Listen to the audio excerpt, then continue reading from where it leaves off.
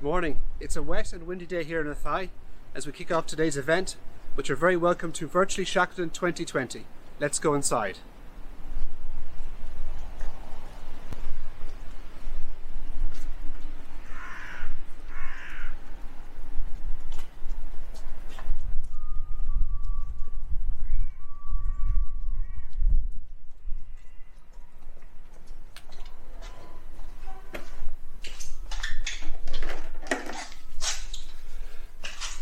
A bit drier in here, you'll think you're fine.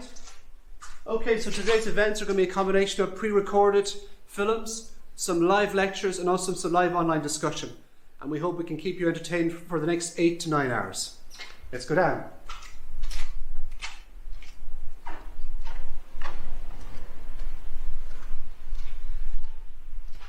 And here's the boss himself, Shackleton, in this lovely bouquet from Mark Richards. We'll hear from Mark later on this afternoon about the work in creating that fine piece of sculpture.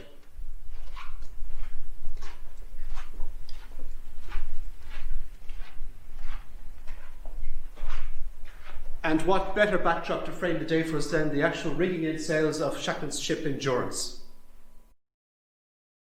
Greetings from Athy, the home of the Shackleton Museum, and welcome to this year's Virtually Shackleton event, which comes to you from Shackleton's hometown in County Kildare.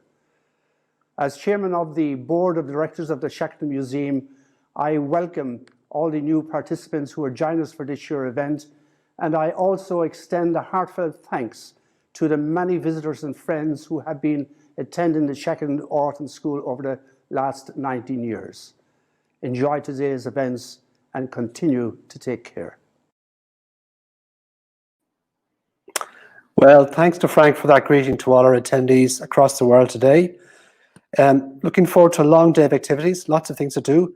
A little bit of housekeeping first, just to explain. The day is broken down into the schedule you see on the website, on the PDFs we sent you there and emails this morning. There's going to be a slight little lag between each individual section, so bear with us. We're still on the screen. The screen might go blank for 8 or 9 or 10 minutes, but wait till the next section appears. Now, we're delighted to start off very appropriately this morning with a talk with Sven Habermann in Conservation Letterfrack. Good morning, Sven. Good morning, Seamus. How are you? Oh, great, great. And just to give some context to Sven's talk, the museum acquired the cabin from Shackleton's last expedition ship, the RYS Quest, a number of years ago, and with Letterfrack Conservation with Sven Habermann in Galway. So Sven is going to take us through a little bit of the history of the cabin, and what's particularly special about this segment is that Sven is broadcasting live from the cabin itself. He's going to give you a tour of the cabin and also give some insight into the history of the cabin itself and the plans for its conservation. So Sven, away you go. Great.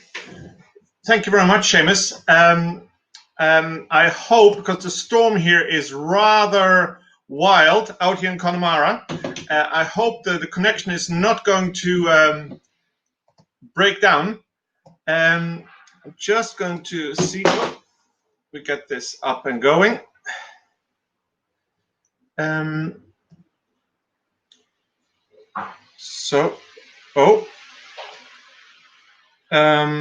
we are, yeah, thank you. And then, there we go. Actually, at the moment, it seems I can't control this. No, okay. We got a full screen here again. Sorry for this delay. In the run-up, in the test, it did work, but not as we speak. So I'm just trying this again.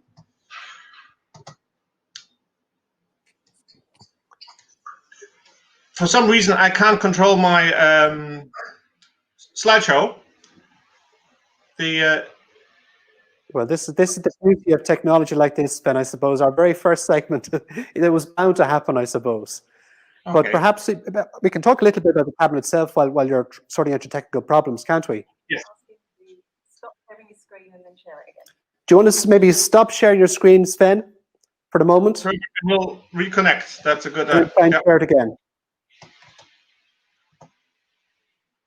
There we are. Okay, so and there we are. Perfect. Now let's have a go at that again. And there we are. I think this is it. Yep. Looks good. Okay, great. I'll leave it back to you, Sven. Great. Thank you very much, James. Now, finally, we've managed. Great. So, my plan was really to first of all thank you, of course, all in the committee to invite me for this great talk. And for many years, I've been involved in Athy and the Shackleton Museum. So it's very excited to actually share all of this with all of you out there in the world, and especially from this cabin where we now are, out in the wilds of Connemara. So very briefly, what we're going to do, I'm going to walk through the process I went through for the last 2 years. So we're going to have a look at some of the images, historic images we found, and some of the results and findings from these images. Then we're going to have a brief look into the timeline of the cabin, exactly when it was built, when it was changed, where it moved around. Then after that, even more exciting bit, I would say, it's a quite recent history, because in the last 10 years, quite a lot happened with this cabin. And then we're going to have a close look on the interior here around us, with some details we found during the investigation. And then we're going to talk about the actual treatment we did, which is not finished yet, and how potentially we're going to display this in Athy in the Shackleton Museum. And afterwards, we have a little session with questions and answers. So in that case, I'll just better kick off.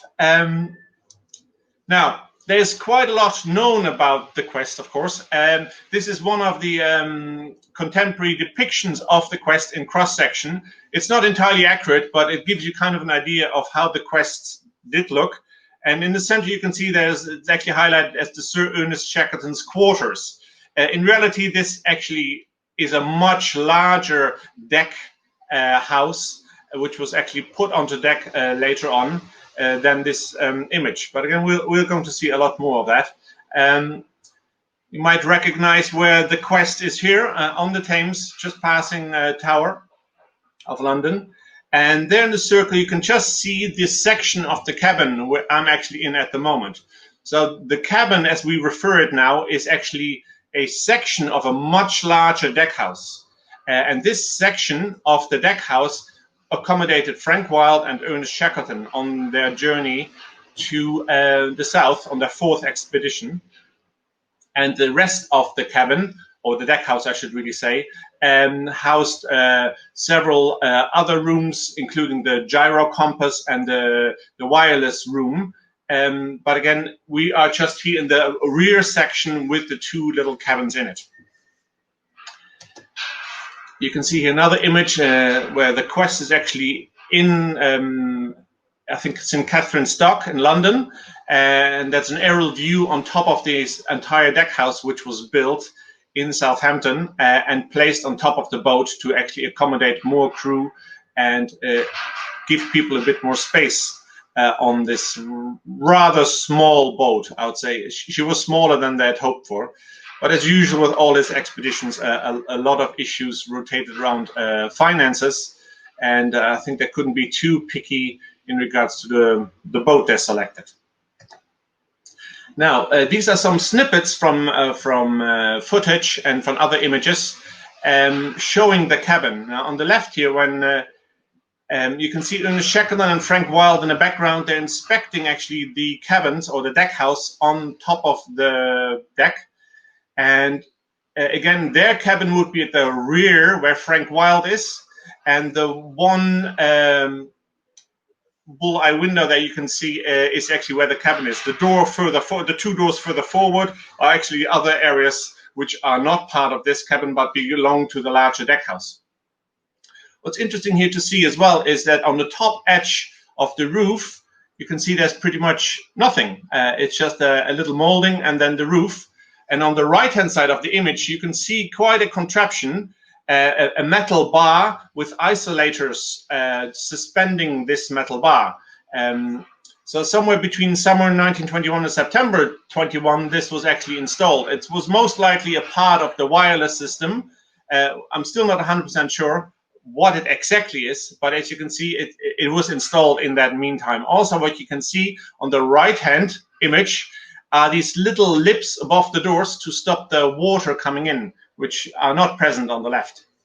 So again, it gives you a slight idea of the progress of the construction of the cabin. And then move on. There on the left, again, we're now actually already on the way somewhere in the south, most likely. It's not known exactly where this photo was taken. But what's interesting to see now is that those isolators and the bit of metal on the cabin has been removed. But you can still see the studs, the tiny little round bits on the side of the walls where these studs were actually mounted. So for some reason, on the way, they decided to take all this hardware off and the isolators off as well. I'm still not entirely sure why, but again, interesting development.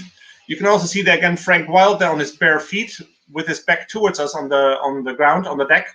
And again, there the corner of their cabin. So you can see the cabin is at the rear end of the deck house, just below the bridge. And then on the right, you have another image here, Mr. Rowett, there, who financed the entire trip on the right, and on the left, Frank Wilde. And again, a picture of the cabin on the corner, again, without any of these isolators. So again, gives you a bit of a chronology of what obviously some changes took place en route.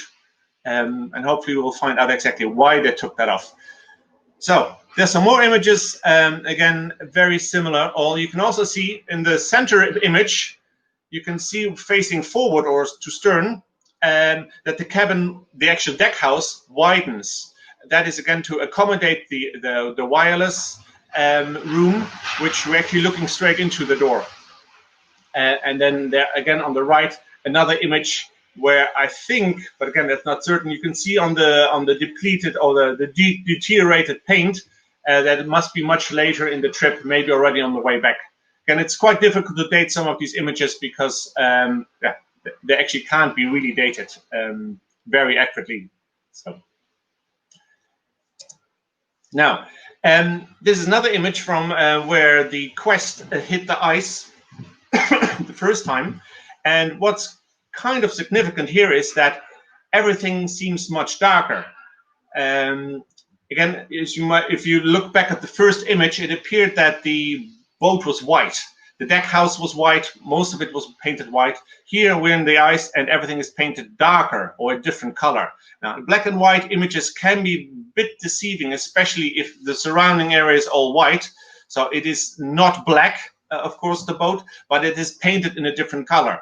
That was one of the many reasons, of course, to do a paint cross-section analysis and actually test all the paints we could find on this cabin to see what kind of painting was used, but also what kind of colors they used.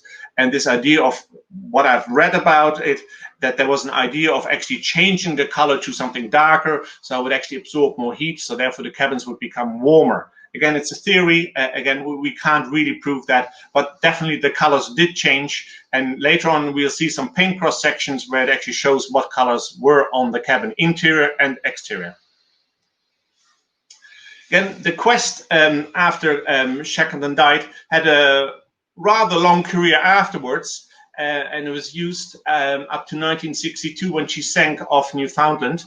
You can see again on the left is an image of the Quest with the deck house, and on the right without the deck house in the 1930s. And we won't go into the history of the Quest itself because that's quite a distinct history and quite a long history, but we'll mainly focus actually on the cabin itself. Now, to give you some idea of what had actually happened throughout time, I put this timeline together. This is based on, I would call, primary sources, mainly Worsley's Endurance book, where it's actually mentioned a couple of times, Shackleton's Last Voyage by Frank Wilde, which was very, very helpful with some notes. And Scout Marr wrote quite a bit on the cabin as well, which is really was very helpful in the research as well. So if we go through that briefly, the Quest was called Fokker 1 before she was renamed by Shackleton into Quest, and he purchased her in 1921. She then was brought to Southampton in April 1921, where she got upgraded. A lot of work was done, including the deck house, and a lot of other rather high-tech materials added to the boat, high-tech in those days, of course, to make her seaworthy or more seaworthy, and make her suitable for the fourth expedition Shackleton was planning. And then on the 24th of September 1921, she departed from London, and you saw some images of that. And then tragically, on the 5th of January 1922, Shackleton died in South Georgia before they even arrived in Antarctica. Frank Wild decided to continue the journey, and they returned by the 16th of September 1922 back in the UK, in Plymouth, actually. Again, there was an image of that. And in December, because of financial reasons, of course, the Quest was then sold to Rudolf Schjelderup back in Norway, where she actually was built, and she was then converted back into a sealer. And this all happened on the Rognan shipyard in Norway, which is quite far north above the polar circle.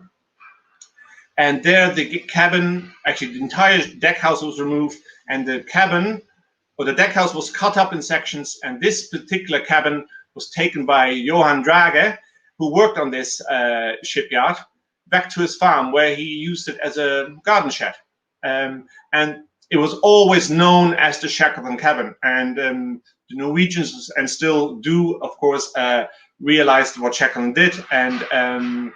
And therefore, this cabin was always known as the Shackleton cabin throughout its entire life. So because of the significance, it was passed down through the family, from John Drage to Carl Drage, and then eventually to Ulf Bakke, who was the last owner, who some of you in Athy might have met as well. He has visited several times.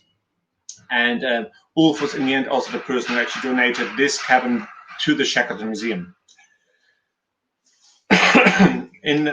If we go slightly back in the 1980s, this cabin was offered to a local open-air museum in Saltdalen, close to Bodø, and some restorations were actually executed to make it displayable, as whatever. It was stabilized because the cabin was sitting in the garden on the ground, and the lower sections of the floor and the lowest boards were actually starting to rot.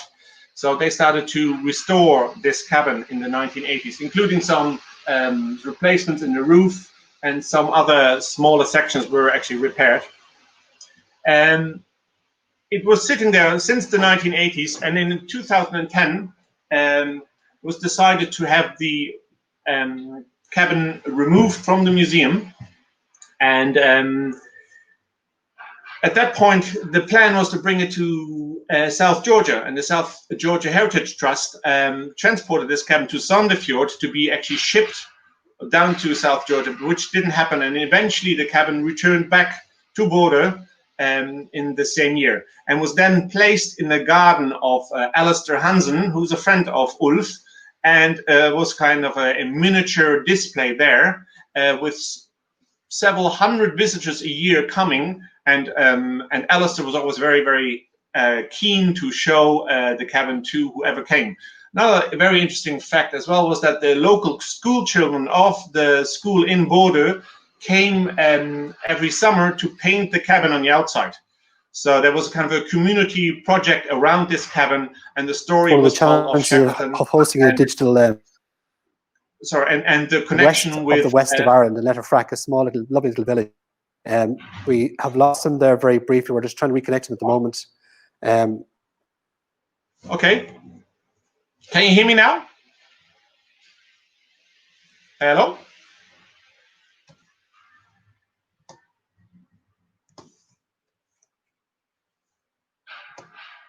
Can you hear me? Oh, hello? Am I lost or not? Okay. In that case, I'll just continue. And I hope you can all still hear me, because the storm here is rather wild. and I hope you can still all hear me. And just to come to an end of the timeline, the cabin was then in 2015. Ulf Bakker decided to donate this cabin to the Shackleton Museum, and I went to Norway to inspect it, to see how we could actually transport it, and then eventually it came back here to Letterfrack to be actually treated and conserved. And then hopefully very soon she will then return to Athy, to its final resting place. Now, here we can see Karl Bakker. This photo was taken before 1980s, and you can see it was just a garden shed in their garden, used to really keep all their gardening tools. And it's pretty much in the same shape. Another interesting photograph here. This is the opening of the Open Air Museum in Southdalen in the 1980s.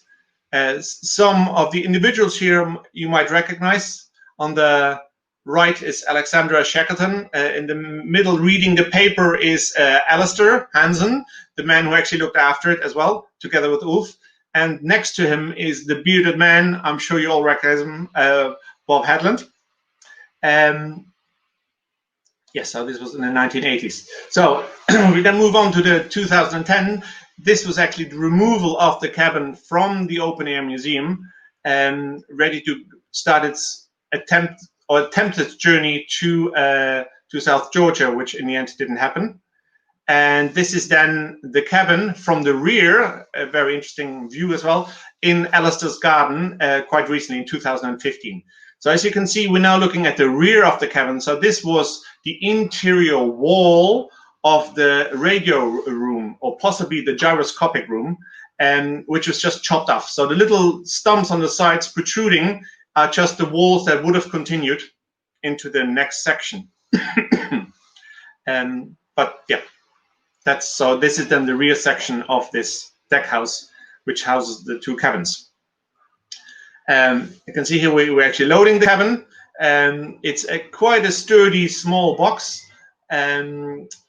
What I thought was amazing was after it's almost 100 years age, there was actually very, very little rot on it.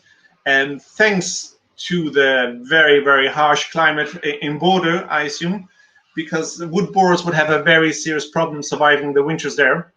So as you can see, it's loaded onto the lorry, which was kindly organized by DFDS, a very large transport company. You can see the sizes there as well. So this is the entire cabin, and two doors, meaning left and right. Left is Shackleton and right is Frank Wild's cabin. This is the journey. So we start in Bordeaux in northern Norway by truck all the way down to Göteborg in Sweden, where then the cabin was put on a boat going across the North Sea into Aberdeen, and from Aberdeen then continued the journey on the truck down to Larne, across to Northern Ireland, and into actually with a little detour through Dublin to Letterfrack. This journey was well documented by Joe O'Farrell, who actually accompanied the truck. And I'm sure if you meet Joe, he will give you the most amazing report of this very adventurous journey he conducted together with the cabin. So we move on to the interior. Again, the photo on the left, I'm sure everybody is aware of it or has seen it in the past. If not, this is the photo, and only thanks to this photograph we're actually able to understand a lot more about this cabin. So you can see there on the left, there's the bunk. In the middle is a small cabinet on the floor. There's a very small white enameled cabinet with an elliptical mirror above it. On the right is a bookcase, and just there on next to the bunk you can see a little shelf with an oil light above it, and if you look very carefully you can see a cable with a light switch and a light bulb. The Quest had electricity, so they had electrical light in the cabins, which would help them a lot to increase their comfort, I would say. So with the help of this image and with Photoshop and a lot of patience, we were able to actually identify quite a few things. The first interesting detail is the wallpaper on the ceiling. you can see there's a pattern there, and if you look very closely, you will actually detect this is a very specific pattern. And after some very tedious research, we found out that this is the encrusta. It's a embossed, very heavy paper, which you can still find in some pubs and some houses. And this particular one was called Anaglypta pattern 610. That's for the real nerds among us who have an interest in that.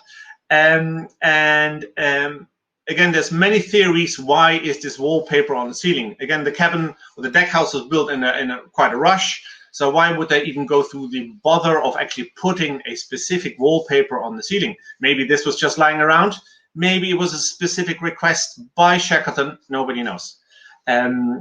So what we were able then to do, sorry, the wallpaper. Another detail here, you can see, it's actually not very clear, but on Photoshop you can actually enlarge this quite well. This is a seed of some kind suspended in a water glass on the little shelf next to his bunk. Some people think it's a potato, others think it's an avocado. I'm not sure either what it is, but it could have some deeper meaning. But again, I leave that to the informed viewers that might have their own opinion on it. This was actually the officer's mess, and this also shows the other bunks for the other for the other officers on the boat where they slept. So again, Frank Wild, Shackleton were in the cabin on the deck, and the rest of the crew were below decks. This is the actual bunk. After a thorough investigation, we realized that this bunk was actually a reproduction of what was thought it to be, possibly from the museum times. The only real original part in here is the drawer, which is highlighted there, and you can see on the right-hand side. It has some holes in it as well, very interesting holes, which would actually house sticks, which would help to compress the woolen cloth stored in this drawer, and to be able to actually open and close it without the woolen sweaters to actually inflate and stop the drawer to come out. Again, very nice small feature. And again, this drawer has this as the only drawer with that particular feature, and also the timber and the construction indicates that this is most likely the original drawer, and all the others are replicated to copy this original drawer. Some more details there on the exterior. So the whole cabin or the entire deck house was nothing else than a steel construction made out of angle irons, bolted together, and then cladded with timber, with 1.5 inches of pine on the outside, and with 1/2-inch pine matchboarding on the inside, which then created a void, and that void, of course, was there for insulation. We haven't found any insulating material inside the void, but it doesn't mean that it wasn't there originally. But at the moment, everything seems to be empty. And as you can see, the bolts and half protruding through the outside, which again was some kind of an afterthought, obviously, or a mistake maybe in the design, because they put it together in quite a haste. This is the interior, so you can see the void on the left-hand side. So you're looking at the back of the outside board, and you can just about see the bottom of the matchboarding on the lower half. And as you can see, the steel was painted in a red lead oxide to protect it from corrosion.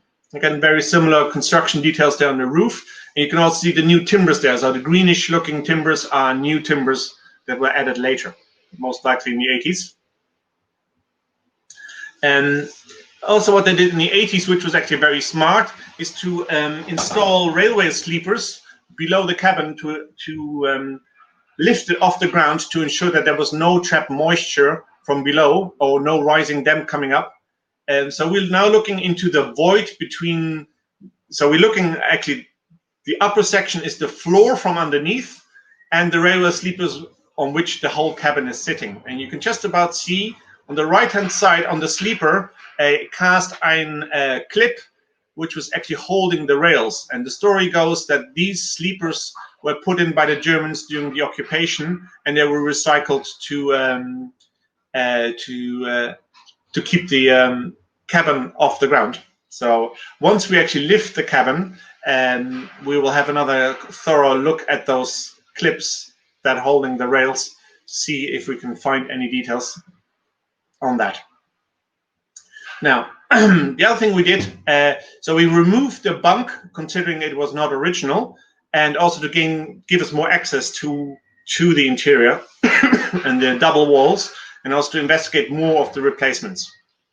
Another detail we took out was a partitioning wall in the center, which was very obvious, a much later addition.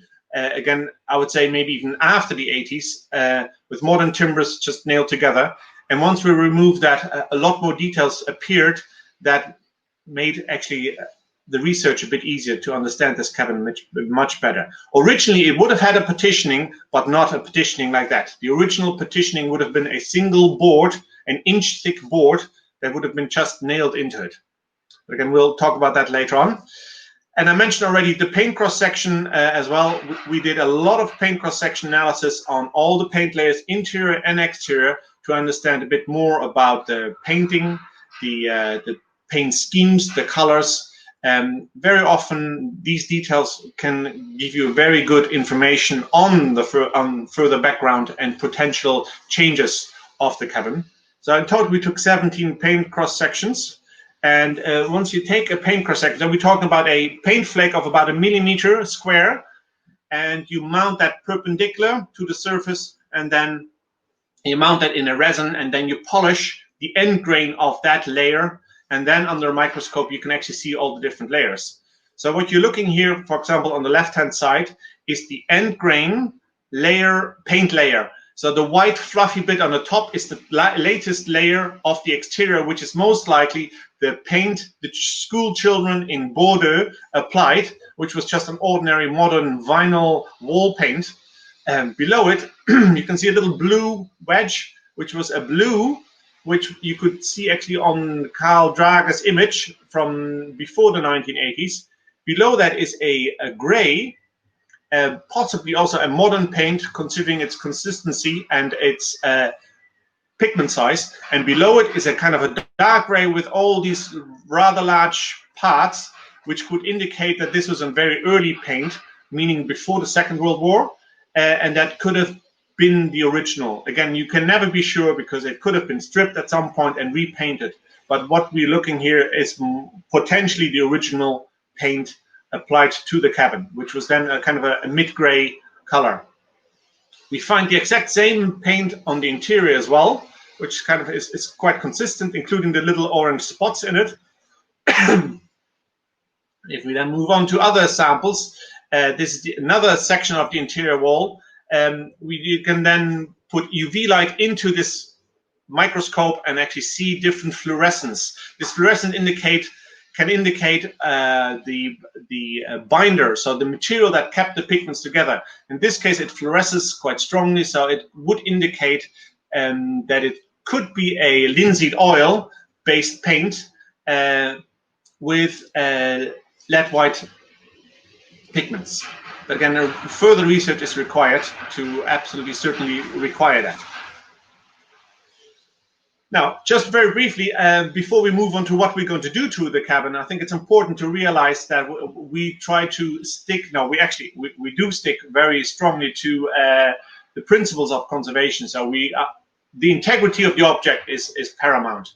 So, and everything we do is reversible. So therefore, whatever is done is documented very extensively, and whatever we add to it is identifiable as being a later addition. And that will help a lot in doing any future treatment and to understand what is original and what is new. Because we're not trying to fake anything here, but we're just trying to preserve this. And again, preventative measures are also very, very important to make sure that this object will be with us and will be, it is already our heritage, but it will be with us for a very, very long time to come. Now, the future plans. This is just one of the design proposals, what will happen with the cabin. So it will be sitting on the first floor in the center of the building as the center point, really, and also as the end of, considering that he died here, as the end of the storyline, symbolizing the end of the storyline of the Shackleton story. So and hopefully we'll be able to see that soon in reality. I know that everybody's working very, very hard to get this off the ground. Again, there's Mark's stunning sculpture of the boss next to the museum during the opening. And again, a stunning piece of work. And Mark, of course, is going to talk about that later on. And this project, again, wouldn't have happened, of course, without the enormous drive and power and motivation of the entire crew in the Shackleton Museum in Athy. But of course, there's also exterior or external sources and helpers. And we should really mention them as well. So DFDS took care of the transport. The Antarctic Heritage Trust donated a considerable amount of money towards the treatment of this cabin. Kildare County Council, of course, is the driving force as well. And the Heritage Council also, in their grant schemes, have contributed a lot to the research and the understanding of this cabin a lot. And the patrons, of course, are Alexander Shackleton and Sir Reynold Fiennes to help in preserving our heritage. So I'd like to thank you at this point, and we'll be moving into the question and answers. You're on. Sven, that was a wonderfully comprehensive treatment of the cabin and its future treatment as well. I think that it asks very few questions because there was so much detail. But one thing someone raised there on Facebook there over the last 20 minutes or so was about the nature of the timbers used. You mentioned the types of timbers used. Were they particular? Did they use what was around? Did they pad certain timbers? How does it compare to, say, timbers used on a boat like the James Caird, for example? Yes, I think. Well, that's again my first of all the timbers used. So it's Pinus sylvestris. Again, that's for the nerds among us. It's just red deal. It's just common normal timber that was around. There was nothing special about it. You can imagine a shipyard would have vast amounts of timber, mainly oak and pine species. Sometimes you would find pitch pine as well, which would come from North America. But in this case, it was just, in my view, it was just ordinary pine that was around, and it was all about the thickness. So on the 1.5 inch of thickness on the outside planking, which was quite substantial to make it very, very sturdy. And then on the inside, just a standard matchboarding, which was about a bit more than half an inch thick, which was just purely practical. Again, this was not built to last for 20, 30 years. They knew this was a temporary accommodation that should just outlast the expedition. And that's how it was built. So the fact that it still exists, I think, is remarkable. Yeah, that's really it. Another question we have here as well is, you mentioned there about the lack of insulation. Did that surprise you, given this ship was bound for the Antarctic, there was so little insulation? That cabin must have been petrifyingly cold for anybody staying in it.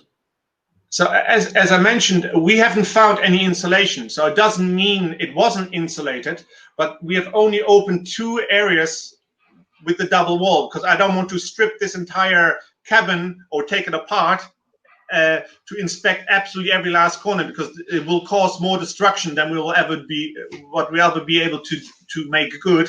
So therefore, the only areas we have opened are the areas that are very easy accessible without causing any damage. And in those areas, there's no sign whatsoever of any insulation. But like you said, it would make total sense to have the void filled with something.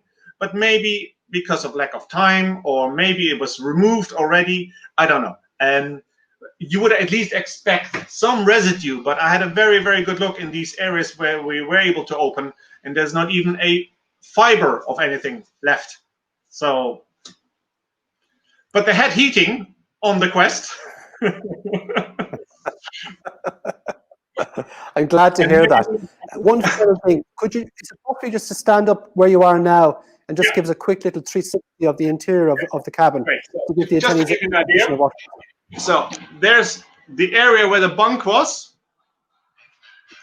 Or maybe you should start on this side. So I'm now sitting in Frank Wilde's area, and this is the door Shackleton would have come through. And on the floor, you can just about see the line where the partition would have been. So that's the area where the bunk was. And if we then turn around, there's the window, and you can just about see the steel construction above here. Also, Shackleton had a ventilating hole in his cabin, which wasn't on the other side. And there's actually images showing this as well. And if we go a bit closer to this wall, which is actually the wall, actually what I'll do, I'll try to imitate the position from which the photo was taken, which would be pretty much here. So this is the position where the photo was taken. If you then go in, the bunk on the left, and then the cabinet on the center, and then the bookcase would have been up here. And with all the images we had, we did some, oops. Oh, wait, my cable, wait a sec. I think we may have lost Sven, but if people just hang on for a minute or two, we'll try and reconnect with them, because that was an interesting part of the presentation, was the actual little tour of the cabin. Yeah. So people just bear with us now. Hopefully the connection will re-establish itself again fairly shortly. Okay.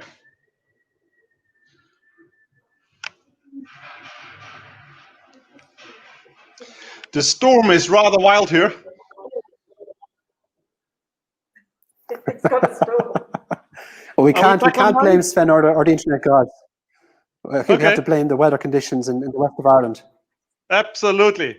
It's a wild storm out here. I think we're going to ask you one final question, if I can. We got a nice little post in there from Susanna Farrar. Susanna would be related to Hartley Farrar, the Dalkey-born Antarctic explorer from Dublin, who also served in Scott's Discovery Expedition. And Susanna was interested in the wallpaper you mentioned there in the roof of the cabin. Is it possible that was there from the very start of construction, do you think, Sven? Sorry, can you ask that question again? Yes, Susanna Farrar was asking, you mentioned the piece about the wallpaper in the ceiling of the cabin.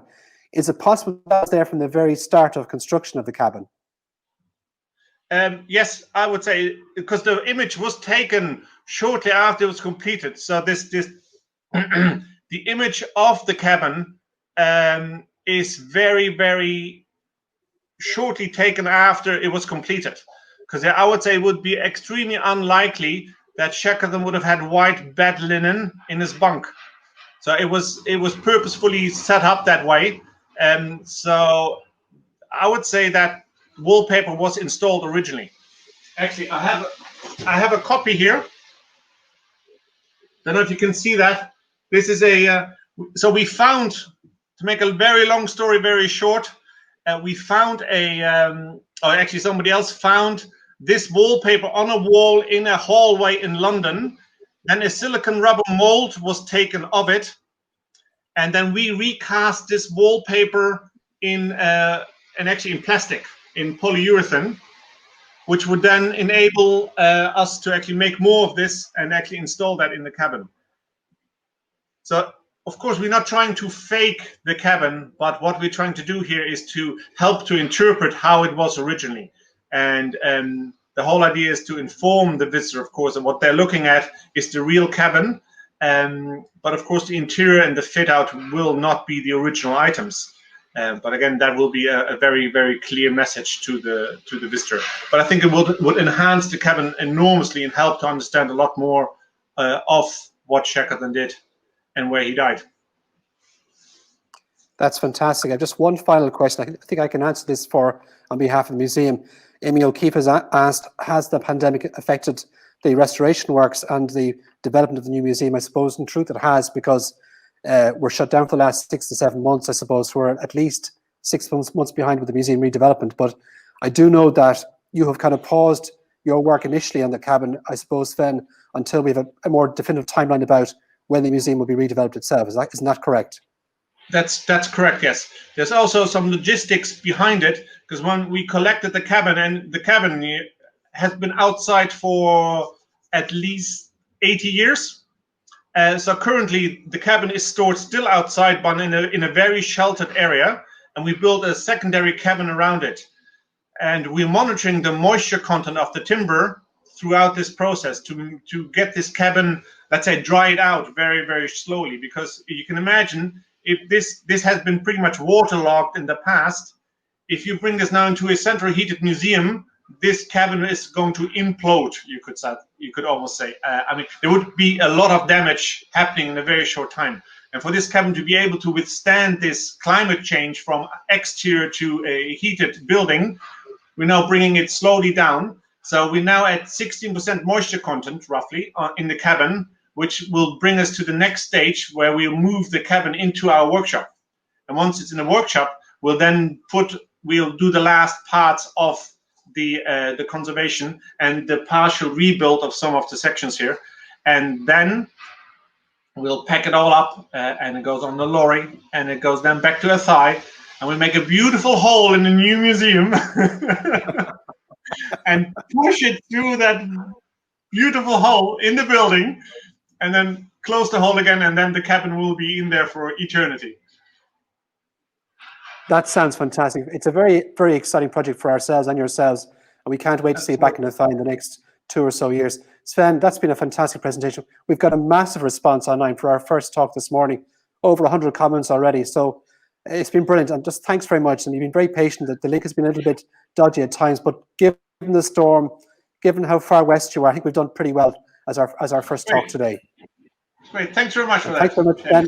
We'll talk to you soon. And I'm looking forward to the rest of the day. Excellent, great. Stay with us. Stay with us. Okay, that's our first segment this morning. Now we have to do a little bit of work here to get the next lecture up.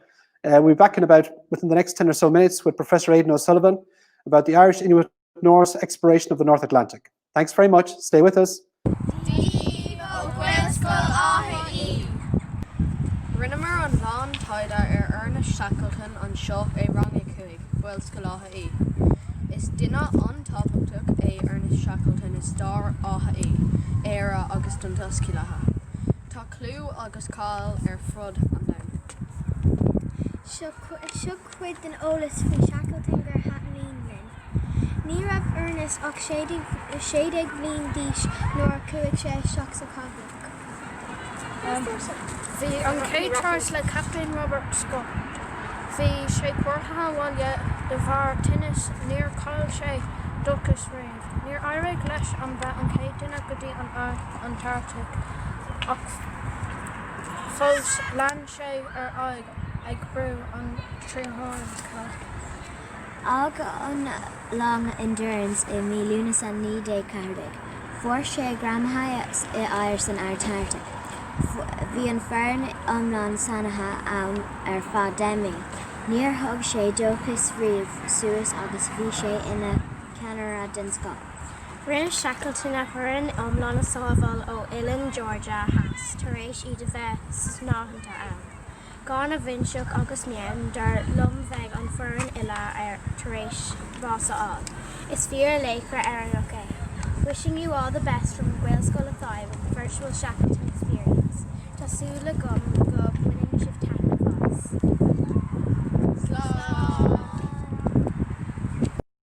Hello everyone, greetings.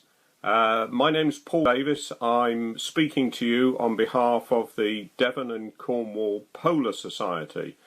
We've about 40 members. We've been going for about 12 years now, and we meet twice a year at least, and also we meet on Scott's birthday. Scott, of course, was born in the city of Plymouth, and we meet on his birthday to have a lunch. The Duke of Cornwall Hotel in Plymouth is our base, and that is the hotel where Shackleton stayed on the nights before the Endurance set sail. And for the real Shackleton enthusiasts, you can stay at the Duke of Cornwall Hotel in the Shackleton bedroom. Over the last few years we've held one or two major events, and many of you will have visited Plymouth for them. We've held events to commemorate the centenary of Scott's expeditions, and an event in 2014 for the centenary of the departure of Endurance from Plymouth. And I should say, and this will remind me to mention it, is that next year in 2021 we are planning, or I should say our new chairman Julie Ellis is planning an event on the 24th of September to commemorate the centenary of the sailing of Quest from Plymouth, and we hope that these strange circumstances that we're all living under now will have gone, and we can welcome many of you to Plymouth for that event in September 2021. I have a couple of other news items, but maybe save those for later. Simply to say, we're all sorry not to be able to be gathering at Athy this year, but delighted that the team have put together this event so we can gather virtually. And we hope it all goes well. Thank you very much.